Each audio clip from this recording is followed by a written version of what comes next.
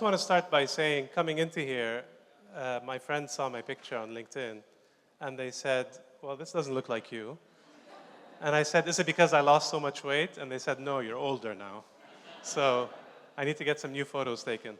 So I'm going to start with a bit of a tongue-in-cheek presentation, and then we'll move into kind of the main show. But I was inspired by Marilyn's kind of theme for this whole thing, gaming and retro games. And it's not only retro games that were better, but retro leadership. So we're going to take a walk down memory lane. So forget about all this modern leadership mumbo-jumbo. Leaders way back then did it better. They got things done. And ever since the so-called professors and experts got on board, it's been downhill ever since. So we're going to forget about all this stuff, okay? So let's forget about all this modern learning on leadership. Today, I'm going to dispel 4 myths that have crept into modern leadership and try to take us back to the good old days. Myth number 1, trust your executive team. Trust your executive team. Some people say that a high level of trust is important. That's nonsense. Don't trust anyone on your team. Trust isn't given, it's earned, and they better earn your trust. And I know they're never going to earn your trust, because you guys are smarter than that. Stay laser focused on every mistake they make. And make sure that you make it clear to them that you see what's going on around here. And if they keep asking for your approval on things, can they really be trusted? I don't think so. Right? So that's the first myth. Second myth is involve your executive team in decision making. That doesn't make any sense, and you already know that. You already know the answer. Why do you really need to ask anyone, right? And how dare they question your decisions? You have a high office floor. You can see further than everybody else, so you know better. So if anybody dares to speak up and offer an opinion, make sure you tell them you've thought about it before, and you already know it's the wrong idea, and tell them in great detail why it's the wrong idea, so they never say it again. Myth number 3, nurture dialogue between your executives. You're leading an executive team, and really dialogue is just another word for conflict. And we don't need more conflict around the workplace. If people are talking, they're not doing. And we want them to be doing things, not talking, right? If there's conflict, just tell them to end it now. Let it simmer below the surface.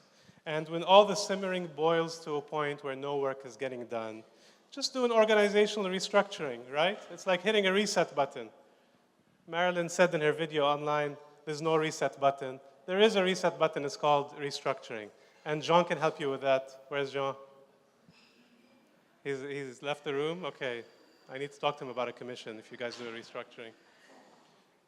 The low productivity you're going to get for the next 3 years after restructuring is a very small price to pay. And last myth I'm going to talk about today is create psychological safety. You know, if you make it to the C-suite, you're a tough person. You don't need psychological safety. You've already made it this far. And this is a work environment. Do we really need people talking about their feelings? That doesn't make any sense. And really, how comfortable do you want people to be bringing you half-baked ideas? You want fully developed presentations, right? You'll accept no less. So, obviously, this was a bit tongue-in-cheek and hopefully a little bit humorous. But the truth is, we catch a lot of people thinking this way. And if we're honest with ourselves, we can catch ourselves thinking this way sometimes as well. It's human nature.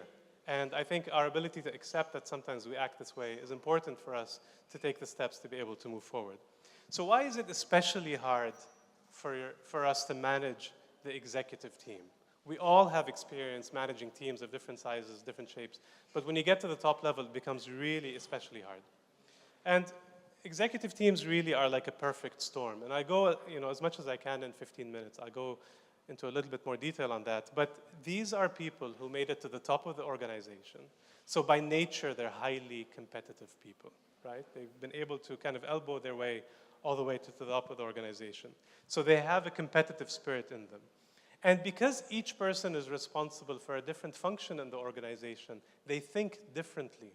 It's not just that they have different skills. It's the way they see the world, the way they think about the world has taken them on a different path in life. So they fundamentally see the world in different ways. And now they have to work together to deliver a common goal, right? Which they're they might not be used to. They're used to competing with people. Performance reviews are all about who are the winners and who are the losers, and now they need to work together. And the environment in which they find themselves is constantly changing. So leading this kind of group of people is really not a simple task. And a lot of the skills that got you to this point are not going to be the same types of skills that are going to help you in leading an executive team. And just like each of them see the world differently, leaders also see the world differently. And this kind of gets us stuck in certain patterns of behavior. And I'll talk a little bit more about that and about how to try to overcome some of these patterns. So let me try to revisit the myths, but hopefully with a more positive light. And one thing I'll say is this is the soft stuff of leadership. So we talked about, we listened to a great presentation by Jean earlier. And I was amazed at how much of what he talked about are things that I think about. But, this is more the softer stuff of leadership. Because strategy, as Marilyn said earlier, is there's a method to strategy. But there isn't always a clear method to people. And leadership, as Jean mentioned earlier, is all about your ability to get results through people. So let's go through those myths again and kind of repeat them, but maybe with a different spin. The first one is trust your people to do the right thing. And this sounds great on paper, but we don't find ourselves doing this very often, right? It's very difficult to let go.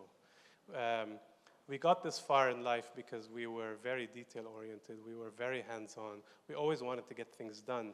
And suddenly we are being asked to let go. The truth is, trust is not earned. Trust is given. And then they earn it. If you don't give the trust, they never live up to that expectation. So you've got to see the person you want them to become before they become that person. It's very difficult to put somebody at a disadvantage and then ask them to work their way up, especially if you're their leader and they look up to you. And the reason we do this, and maybe I can, for each of those myths, I can try very quickly to shed some light on why we catch ourselves in this kind of behavior, is because we are not leading them.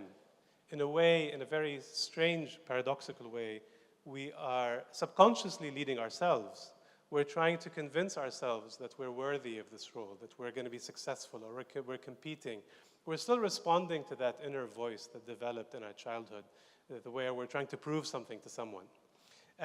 And trusting others is about coming back to the here and now, being focused, being in front of people, noticing them, realizing that they need you more than you need you. They need you to see them as successful. They need you to see them as being able to solve the tough decisions, the tough problems that they face. So the trick to trusting people is to refocus on the here and now, to recognize that leadership is about being there for them. The second myth is about encouraging dialogue and disagreement. This is really important, precisely for the reason that we talked about earlier, that each person sees reality differently. This suggests that we actually see a distorted version of reality, and that's the truth. None of us actually see what's going on in the real world. We see the world filtered through our beliefs, through our mental frameworks, through our past experiences, and so each one of us sees a different version of reality. We don't do it naturally. We don't encourage disagreement because it's messy, it's chaotic, it feels like it's slowing us down.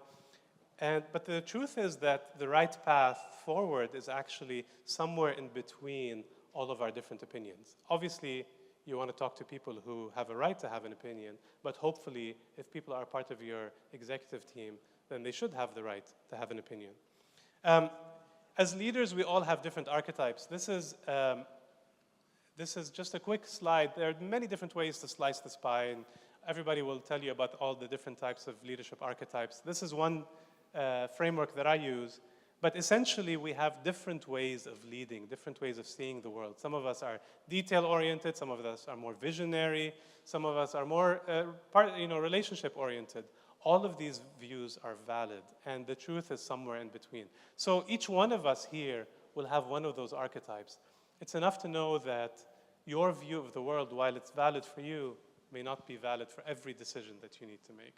And this archetype creates a form of lens, and I've created, this is an example I like to use a lot when I'm working with clients, that if you imagine that each of us has a different color, your color, the way you view the world, colors the world. So your vision of the world, if you overlay it over what's happening out there, if your color is red, it looks like everything is a different shade of red, right? So it's understanding that your view of the world is distorted and understanding that you need other people to tell you what they see so that you can kind of start to get a sense of what's actually happening. So what that means is that the way we behave, each one of us thinks that we're completely rational people, right? We like to think that we have a very, very objective view of the world. We make very rational decisions, but we're very clear about why everybody else is irrational, right? We can see clearly why everybody else is wrong. But the truth is that we're all wrong to some extent, so it's about calibrating.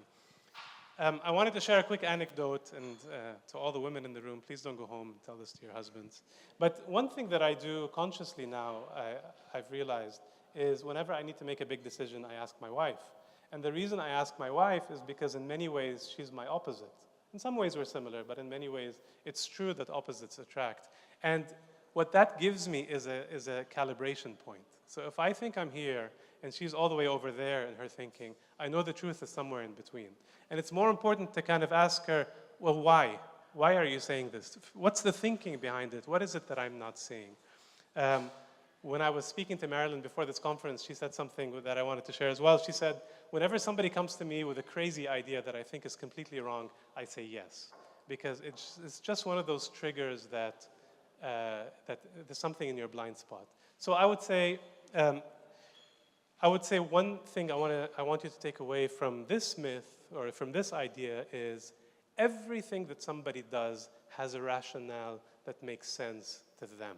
So if somebody says something that doesn't make sense to you, that's usually an indication that there's something that you're not seeing. Ask them, why are you saying this thing that completely makes no sense to me? Explain to me your thinking. And sometimes if you don't want to ask them, you can just ask yourself, what must they believe for this to be true? And maybe that uncovers some clues that you missed out on in your thinking. The third one I'll talk about is creating psychological safety, and this will be the last one, and then I'll wrap up. But psychological safety is really the secret sauce for any successful organization. Unless you're in the military or unless you're running a factory, you need some level of psychological safety in your organization. We don't do it. It doesn't come natural to us because we like to fix problems, right? We have a keen eye on what's going wrong, and then we want to fix it. But fixing problems is a left-brained solution to a right-brain problem, right? So you're not there, as Jean mentioned earlier, and that was a great comment, you're not there to fix the problems. You're there to get your team to fix the problem. So if you're the leader of the organization, your job is to build a great executive team. Fixing things, if you have to jump in to fix things, you're taking power away from your team. It disempowers them. The message you're sending is they're not good enough to get the job done, right? So your job is not to do things, it's to get them, as I said, to do things. I see a lot of CEOs who are constantly fixing problems and then wondering, why don't people step up? Why don't people do things? Well, it's because you're fixing things and because you think your solution is better than theirs. So the takeaway from this whole conversation is be a coach. Set collective goals for your team and have shared accountability for those goals. And then drive the message. This is where really psychological safety comes in. We sink and swim together. Let's work together. Encourage open dialogue. Get people to talk. And if people disagree, get them to explain why they disagree.